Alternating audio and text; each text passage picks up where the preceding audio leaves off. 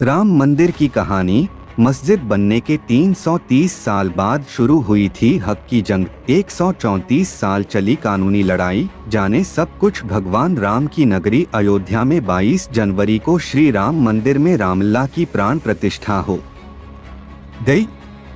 अयोध्या में बना राम मंदिर भारत समेत दुनिया भर में फैले हिंदुओं के लिए आस्था का बड़ा केंद्र बनकर उभरेगा।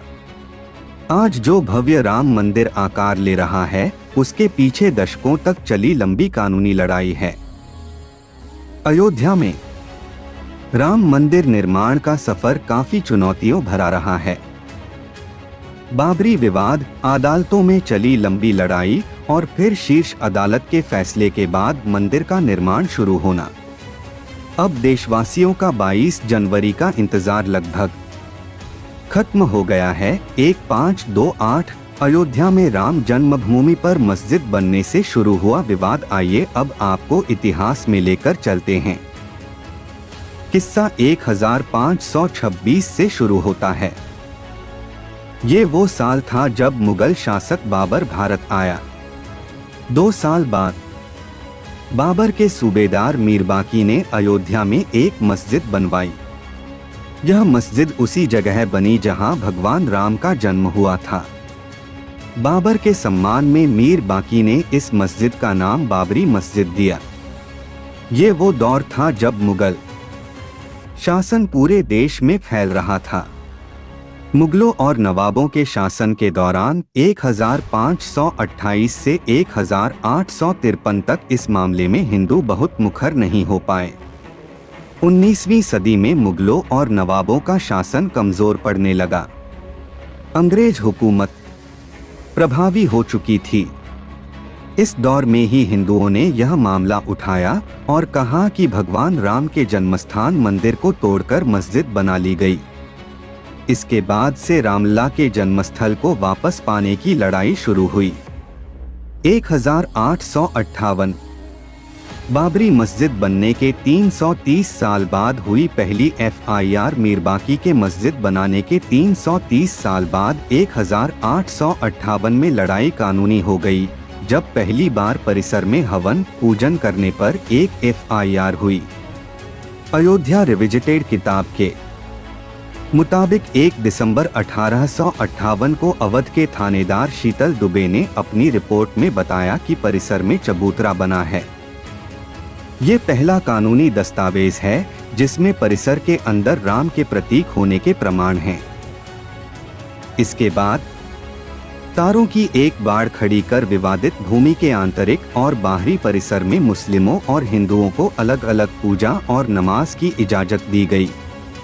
1885 जब अदालत पहुंची राम के लिए पक्के घर की बात 1858 में हुई घटना के 27 साल बाद 1885 में राम जन्मभूमि के लिए लड़ाई अदालत पहुंची। जब निर्मोही अखाड़े के महंत रघुबर दास ने फैजाबाद के न्यायालय में स्वामित्व को लेकर दीवानी मुकदमा दायर किया। दास ने बाबरी ढांचे के बाहरी आंगन में स्थित राम चबूतरे पर बने अस्थायी मंदिर को पक्का बनाने और छत डालने की मांग की। जज ने फैसला सुनाया कि वहां हिंदुओं को पूजा अर्चना का अधिकार है, लेकिन वे जिलाधिकारी के फैसले के खिलाफ मंदिर को पक्का बनाने और छत डालने की अनुमति नहीं दे सकते। 1949 मूर्तियों का प्रकटीकरण। एक ओर जहां देश भर में अंग्रेजों के खिलाफ आंदोलन चलाकर आजादी लेने की मुहिम जारी रही, वहीं दूसरी ओर राम जन्मभूमि की लड़ाई भी जारी रही। देश के आजाद होने के 2 साल बाद 22 दिसंबर 1949 को ढांचे के भीतर गुंबद के नीचे मूर्तियों का प्रकटीकरण हुआ। 1950 आजादी के बाद पहला मुकदमा। आजादी के बाद पहला मुकदमा हिंदू महासभा के सदस्य गोपाल सिंह विशारद ने 16 जनवरी 1950 को सिविल जज फैजाबाद की अदालत में दायर किया। विशारद ने ढांचे के मुख्य गुंबद के नीचे स्थित भगवान की प्रतिमाओं की पूजा अर्चना की मांग की।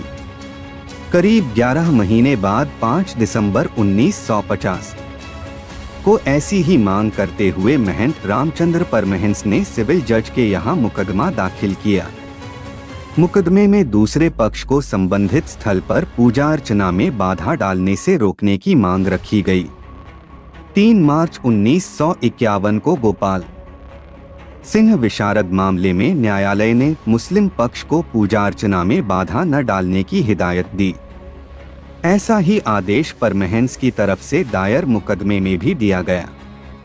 1959 निर्मोही अखाड़े ने मांगी पूजा अर्चना की अनुमति। 17 दिसंबर 1959 को रामानंद संप्रदाय की तरफ से निर्मोही अखाड़े के 6 व्यक्तियों ने मुकदमा दायर कर इस स्थान पर अपना दावा ठोका। साथ ही मांग रखी कि रिसीवर प्रियदत्त राम को हटाकर उन्हें पूजा अर्चना की अनुमति दी जाए, यह उनका अधिकार है। मुकदमों की कड़ी में एक और मुकदमा 18 दिसंबर 1961 को दर्ज किया गया। ये मुकदमा उत्तर प्रदेश के केंद्रीय सुन्नी वक्फ बोर्ड ने दायर किया। कहा कि यह जगह मुसलमानों की है, ढांचे को हिंदुओं से लेकर मुसलमानों को दे दिया जाए, ढांचे के अंदर से मूर्तियां हटा दी जाएं। ये मामले न्यायालय में चलते रहे। फैसलों की बात करें उससे पहले रामकाज के लिए हुए कुछ और आंदोलनों की तरफ चलते हैं। 1982 हिंदू धर्मस्थलों की मुक्ति का अभियान बात 1982 की है। ये वो साल था जब विश्व हिंदू परिषद ने राम, कृष्ण और शिव के स्थलों पर मस्जिदों के निर्माण को साजिश करार दिया और इनकी मुक्ति के लिए अभियान चलाने का ऐलान किया। 2 साल बाद 8 अप्रैल 1984 को दिल्ली में संत महात्माओं, हिंदू नेताओं ने अयोध्या के श्री राम जन्मभूमि स्थल की मुक्ति और ताला खुलवाने को आंदोलन का फैसला किया। 1986 परिसर का ताला खुला। मुकदमों की बात हुई है तो फिर से कानूनी लड़ाई की ओर चलते हैं और बात फैसलों की करते हैं। एक फैसला 1 फरवरी 1986 को आया जब फैजाबाद के जिला न्यायाधीश के.एम. पांडे ने स्थानीय अधिवक्ता उमेश पांडे की अर्जी पर इस स्थल का ताला खोलने का आदेश दे दिया। फैसले के खिलाफ इलाहाबाद उच्च न्यायालय की लखनऊ खंडपीठ में दायर अपील खारिज हो गई। 1989 राम जन्मभूमि पर मंदिर का शिलान्यास जनवरी 1989 में। प्रयाग में कुंभ मेले के दौरान मंदिर निर्माण के लिए गांव-गांव शिला पूजन कराने का फैसला हुआ। साथ ही 9 नवंबर 1989 को श्री राम जन्मभूमि स्थल पर मंदिर के शिलान्यास की घोषणा की गई। काफी विवाद और खींचतान के बाद तत्कालीन प्रधानमंत्री राजीव गांधी ने शिलान्यास की इजाजत दे दी। बिहार निवासी कामेश्वर चौपाल से शिलान्यास कराया गया। 1990 आडवाणी ने शुरू की रथ यात्रा आंदोलन को दी धार। 1990 के दशक में आंदोलन तेज हो रहा था। इस बीच सितंबर 1990 को लाल कृष्ण आडवाणी रथ यात्रा लेकर निकले। इस यात्रा ने राम जन्मभूमि आंदोलन को और धार दे दी। देश की राजनीति तेजी से बदल रही थी। आडवाणी गिरफ्तार हुए। गिरफ्तारी के साथ केंद्र में सत्ता परिवर्तन भी हुए। भाजपा के समर्थन से बनी जनता दल की सरकार गिर गई। कांग्रेस के समर्थन से चंद्रशेखर प्रधानमंत्री बने। ये सरकार भी ज्यादा नहीं चली। नए सिरे से चुनाव हुए और एक बार फिर केंद्र में कांग्रेस सत्ता में आई।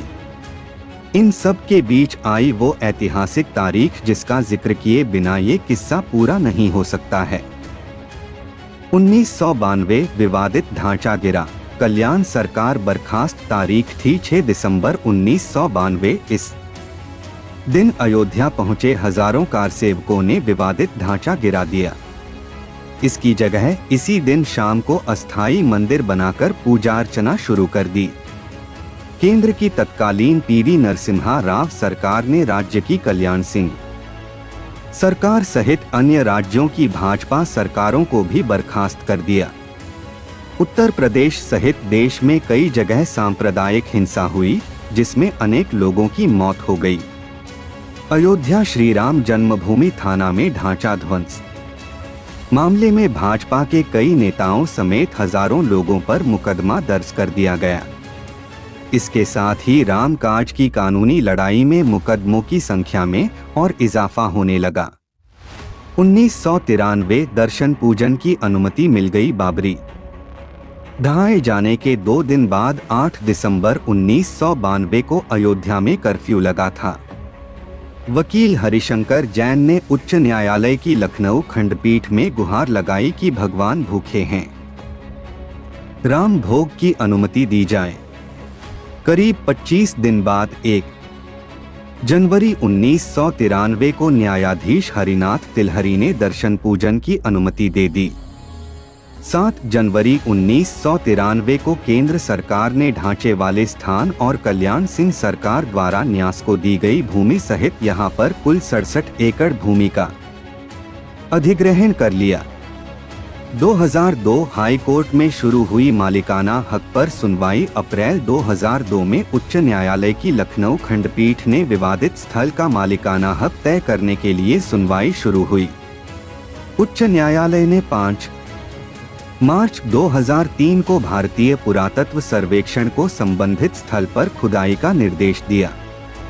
22 अगस्त 2003 को भारतीय पुरातत्व सर्वेक्षण ने न्यायालय को रिपोर्ट सौंपी। इसमें संबंधित स्थल पर जमीन के नीचे एक विशाल हिंदू धार्मिक ढांचा मंदिर होने की बात कही गई। 2010 इलाहाबाद उच्च न्यायालय ने दिया ऐतिहासिक फैसला। 30 सितंबर 2010 को इलाहाबाद उच्च न्यायालय ने इस स्थल को तीनों पक्षों श्री राम लला विराजमान निर्मोही अखाड़ा और सुन्नी सेंट्रल वक्फ बोर्ड में बराबर बराबर बांटने का आदेश दिया। न्यायाधीशों ने बीच वाले गुंबद के नीचे जहां मूर्तियां थीं, उसे जन्मस्थान माना। इसके बाद मामला सर्वोच्च न्यायालय पहुंचा। 21 मार्च 2017 को सर्वोच्च न्यायालय ने मध्यस्थता से मामले सुलझाने की पेशकश की। यह भी कहा कि दोनों पक्ष राजी हों तो वह भी इसके लिए तैयार है। 2017 सर्वोच्च न्यायालय द्वारा मध्यस्थता की पेशकश। अयोध्या में राम जन्मभूमि की लड़ाई अब देश की सर्वोच्च अदालत तक पहुंच चुकी थी। 21 मार्च 2017 को सर्वोच्च न्यायालय ने मध्यस्थता से मामले सुलझाने की पेशकश की। यह भी कहा कि दोनों पक्ष राजी हों तो वह भी इसके लिए तैयार है। 2019 सुप्रीम फैसला और मंदिर निर्माण का रास्ता साफ। 6 अगस्त 2019 को सर्वोच्च न्यायालय ने प्रतिदिन सुनवाई शुरू की। 16 अक्टूबर 2019 को सर्वोच्च न्यायालय में सुनवाई पूरी हुआ और कोर्ट ने फैसला सुरक्षित रख लिया। इससे पहले 40 दिन तक लगातार सुप्रीम कोर्ट में सुनवाई हुई। 9 नवंबर 2019 को 134 साल से चली आ रही लड़ाई में अब वक्त था अंतिम फैसले का। 9 नवंबर 2019 को सर्वोच्च न्यायालय ने संबंधित स्थल को श्रीराम जन्मभूमि माना और 277 एकड़ भूमि रामलला के स्वामित्व की मानी। वहीं निर्मोही अखाड़ा और सुन्नी वक्फ बोर्ड के दावों को खारिज कर दिया गया। इसके साथ ही कोर्ट ने निर्देश दिया कि मंदिर निर्माण के लिए केंद्र सरकार 3 महीने में ट्रस्ट बनाए और ट्रस्ट निर्मोही अखाड़े के एक प्रतिनिधि को शामिल करे। इसके अलावा यह भी आदेश दिया कि उत्तर प्रदेश की सरकार मुस्लिम पक्ष को वैकल्पिक रूप से मस्जिद बनाने के लिए 5 एकड़ भूमि किसी उपयुक्त स्थान पर उपलब्ध कराए। 2020 अयोध्या में मंदिर की आधारशिला के साथ निर्माण शुरू। इसी के साथ दशकों से चली आ रही लंबी कानूनी लड़ाई समाप्त हो गई। अब बारी थी निर्माण की। 5 फरवरी 2020 को प्रधानमंत्री नरेंद्र मोदी ने अयोध्या में मंदिर निर्माण के लिए राम जन्मभूमि तीर्थ क्षेत्र ट्रस्ट की घोषणा की। ठीक 6 महीने बाद 5 अगस्त 2020 को अयोध्या में राम मंदिर की आधारशिला रखी गई, जिसमें पीएम मोदी शामिल हुए। 2024 भव्य मंदिर में रामलला की प्राण प्रतिष्ठा। 134 साल चली कानूनी लड़ाई के बाद अब अयोध्या में भव्य राम मंदिर का निर्माण हो रहा है। राम जन्मभूमि पर मंदिर के पहले चरण का काम पूरा हो गया है। 22 जनवरी 2024 की वह ऐतिहासिक तारीख है जब मंदिर में भगवान राम की प्राण प्रतिष्ठा हुई। 23 जनवरी से मंदिर आम लोगों के लिए खुल जाएगा।